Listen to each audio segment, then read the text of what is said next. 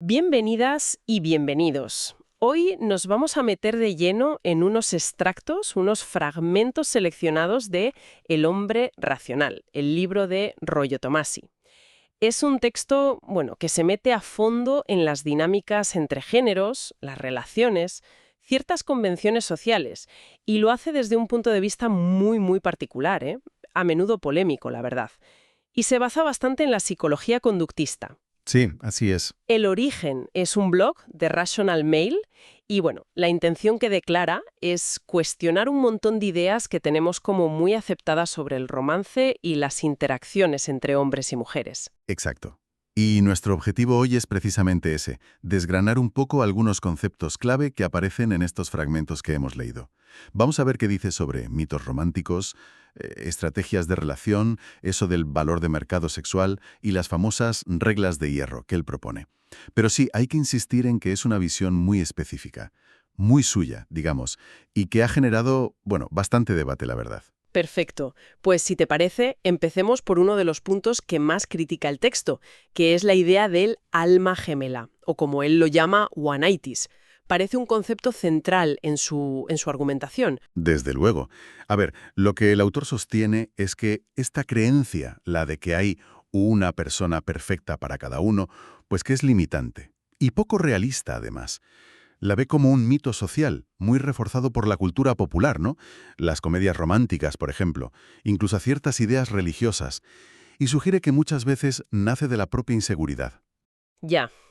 Según el texto, esta fijación con encontrar a la persona, así con mayúsculas, impide que desarrollemos una visión más madura, más pragmática de lo que son las relaciones. Él propone que en realidad hay muchas personas con las que podríamos ser compatibles. Usa una frase como buenas y malas, pero no una. O sea, que la compatibilidad no es única. Claro. Y lo interesante es cómo lo relaciona con su definición de poder, que para él, ojo, no es tanto el éxito externo, dinero, estatus, sino el control sobre tu propia vida.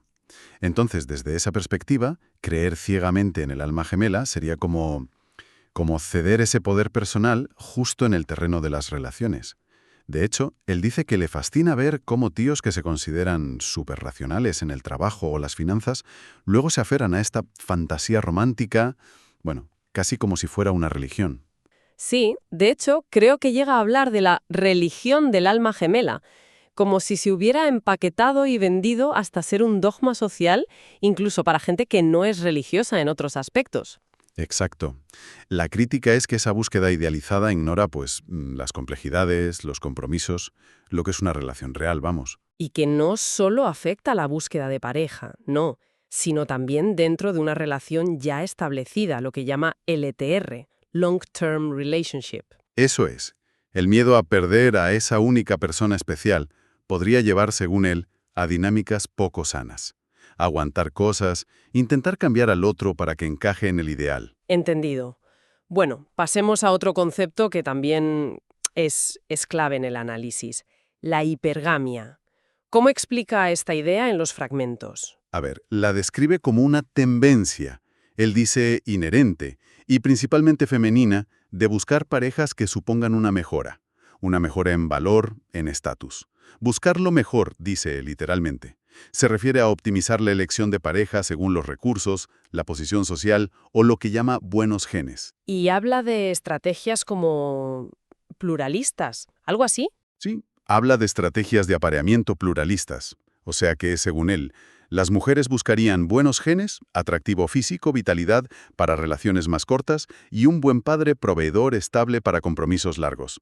Y sugiere que algunas normas sociales, como eso de que las mujeres pueden cambiar de opinión, podrían haberse desarrollado para facilitar esas estrategias. ¿Es así? Precisamente. El argumento es que esas convenciones sociales permiten, siempre bajo su interpretación, moverse entre distintos tipos de parejas según las necesidades reproductivas o de seguridad de cada momento, y que eso les da una ventaja estratégica que él considera de base biológica. Ya veo. Y aquí es donde entra el famoso valor de mercado sexual, el SMV, ¿no? Que incluso presenta un modelo gráfico que, es bastante llamativo. Sí, el modelo SMV. Según ese modelo, el SMV femenino llegaría a su pico muy pronto, a principios de los 20, sobre los 22, 23 años, y luego empezaría a bajar. En cambio, el masculino se desarrollaría más tarde. Alcanzaría su potencial más alto a partir de los 30 y tantos. Y, bueno, dependiendo de factores como estatus, dinero, experiencia, podría mantenerse alto o incluso seguir subiendo más tiempo. Y eso nos lleva directamente a la idea de el muro, que el texto sitúa a menudo sobre los 30 años para las mujeres. Correcto. El muro sería ese punto en el tiempo donde el SMV femenino, según esta teoría, claro, pierde capacidad competitiva de forma notable, frente a mujeres más jóvenes. Y sugiere que esto suele coincidir con una etapa en que el hombre empieza a ser más consciente de su propio SMV, que estaría subiendo o ya en su punto álgido.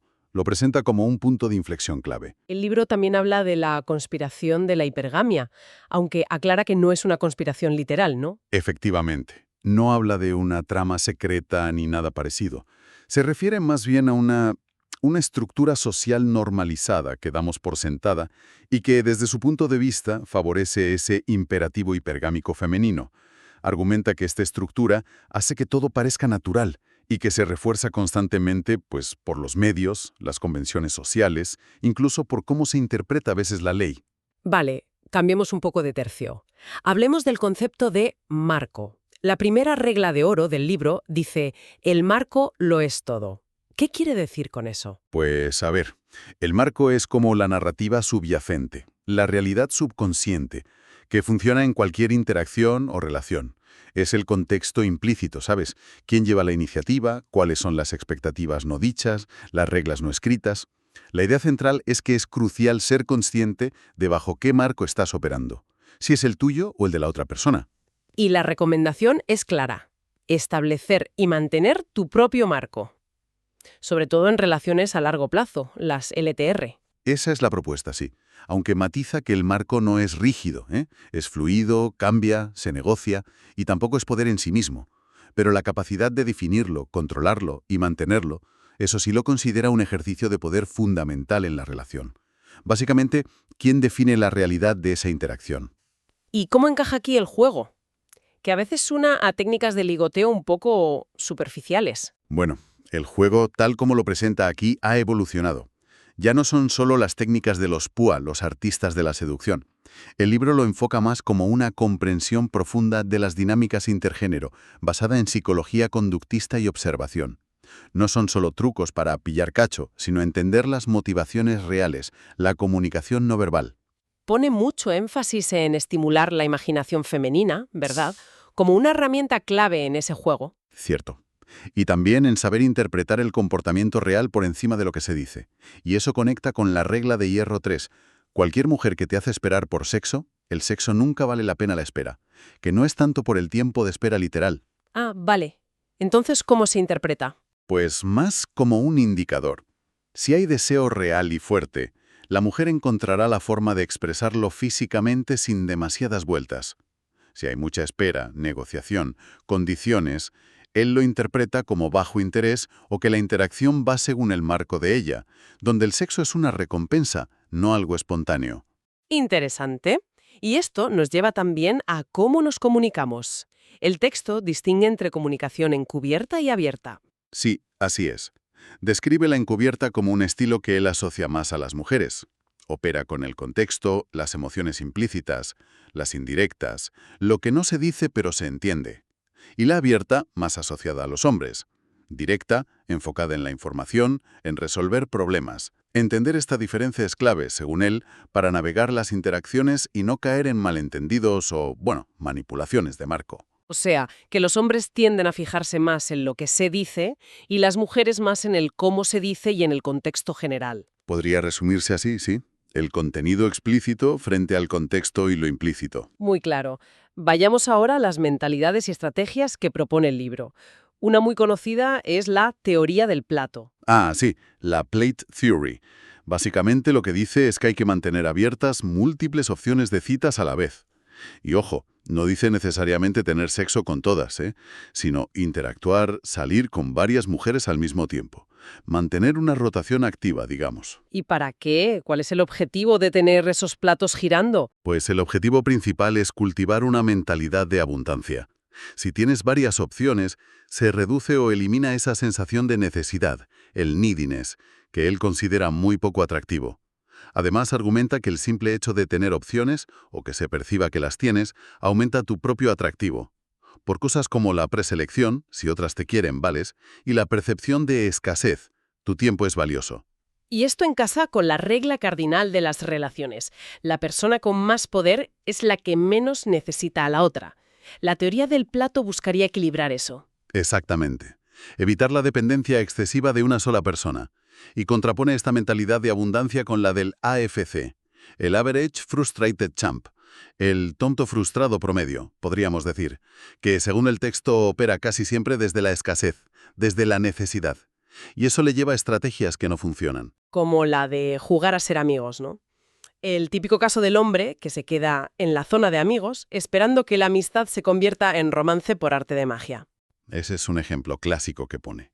Otro es la mentalidad de francotirador. Obsesionarse con una sola mujer, la guaneitis otra vez, e invertir todo en intentar demostrarle tu valía. Y a menudo en ese proceso pues se desexualiza sin darse cuenta y acaba siendo el amigo, el confidente, pero nunca la pareja. También toca un poco la dicotomía alfa-beta, aunque dice que son términos que se malinterpretan mucho. Sí, intenta dar una definición un poco más matizada. Presenta el alfa más como una mentalidad, un estado interno, una actitud, no tanto por los logros externos o el físico. Dice que puede ser innato o aprendido, pero lo define esa indiferencia a la validación externa y un marco interno fuerte. Pone el ejemplo de Cory Worthington, ¿te acuerdas? El adolescente australiano de la fiesta masiva. Sí, algo recuerdo. Pues su actitud desafiante ante los medios, a pesar de ser un irresponsable, mostraba rasgos de ese alfa natural, según el libro. La idea es, no eres alfa por tus logros, consigues logros porque eres alfa. Entiendo. Y el beta, en cambio, sería el que busca siempre aprobación externa, tiende a complacer, a operar bajo el marco femenino, prioriza la comodidad y evitar el conflicto, y sugiere que la sociedad moderna empuja a muchos hombres hacia ahí. Es una visión muy concreta de estos arquetipos, sí, siempre centrada en la dinámica interna y cómo se refleja en las interacciones que describe el libro.